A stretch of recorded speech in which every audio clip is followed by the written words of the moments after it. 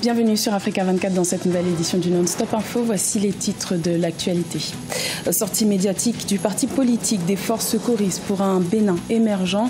Une conférence de presse a été organisée le 14 juillet à Cotonou par les membres de ce parti qui ont exprimé leur position sur l'opération d'amendement de la Constitution au Parlement.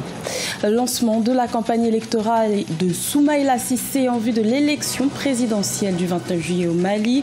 Le chef de file de l'opposition tentera pour la troisième fois d'accéder au fauteuil présidentiel avec son programme dénommé « Ensemble, restaurons l'espoir » et création d'un nouveau front de la société civile au Niger.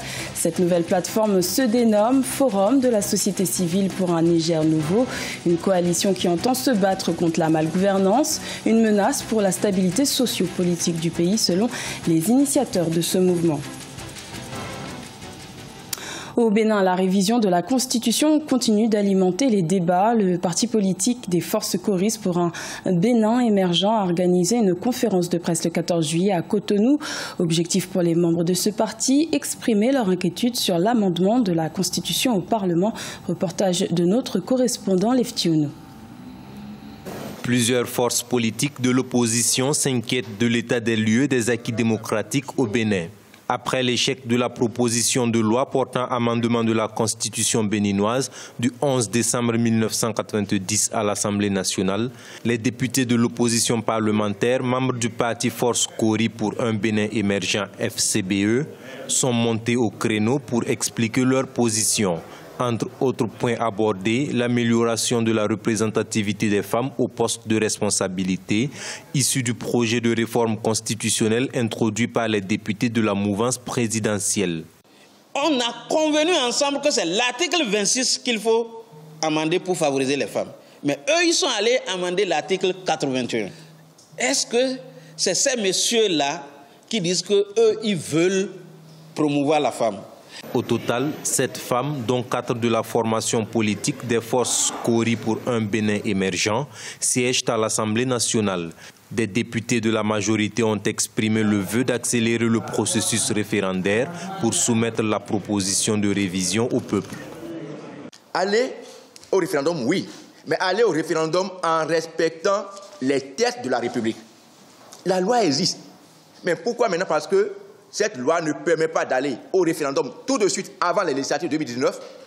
Veut-on la réviser sous prétexte que nous avons la majorité à l'Assemblée nationale? Nous n'avons jamais étudié à l'Assemblée nationale une loi référendaire sur la révision de la Constitution.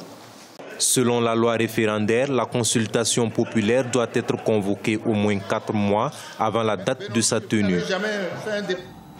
Le chef de file de l'opposition malienne, Soumaïla Cissé, a débuté sa campagne électorale en vue de l'élection présidentielle du 29 juillet. Le candidat de l'Union pour la République et la démocratie tentera pour la troisième fois d'accéder au fauteuil présidentiel. Il a présenté son programme « Ensemble, restaurons l'espoir ». Il bénéficie du soutien de nombreux acteurs politiques et artistiques. Reportage de notre correspondant Mokhtar Dari. Soumaïla Cissé, ancien président de l'UEMOA, l'Union économique et monétaire ouest africaine, se présente pour la troisième fois à une élection présidentielle au Mali. Après celle de 2002 et 2013 où il était arrivé au second tour, le candidat de la plateforme d'alliance Ensemble Restaurons l'Espoir propose aux Maliens un projet de société reposant sur 5 piliers qui sont la paix et la sécurité, le dialogue social, les services sociaux de base, la place des jeunes et des femmes et la relance de l'économie. Il faut créer l'espoir. Créer l'espoir, c'est montrer des perspectives nouvelles. Des perspectives nouvelles, c'est s'engager sur un dialogue réel dans ce pays. C'est s'engager sur une réconciliation réelle dans ce pays. C'est s'engager dans une lutte implacable contre la corruption dans ce pays. C'est s'engager à se donner les moyens pour que les jeunes aient des emplois. Parmi les mesures phares du candidat Soumaïla Cissé, on cite également la suppression des vignettes pour les mobylettes et automobiles ou encore le recrutement automatique des étudiants ayant fini les études de médecine. Nous allons réussir. Les Maliens vont se retrouver tels qu'ils sont et tels qu'ils ont toujours été, des femmes et des hommes de paix et de dialogue. S'il est élu, Soumaïla Cissé s'engage à désengorger Bamako avec la création d'une nouvelle ville dénommée Sundiata City, à 60 km de Bamako.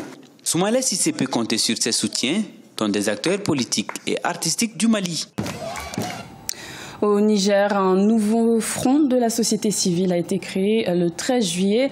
Cette plateforme se dénomme Forum national de la société civile pour un Niger nouveau.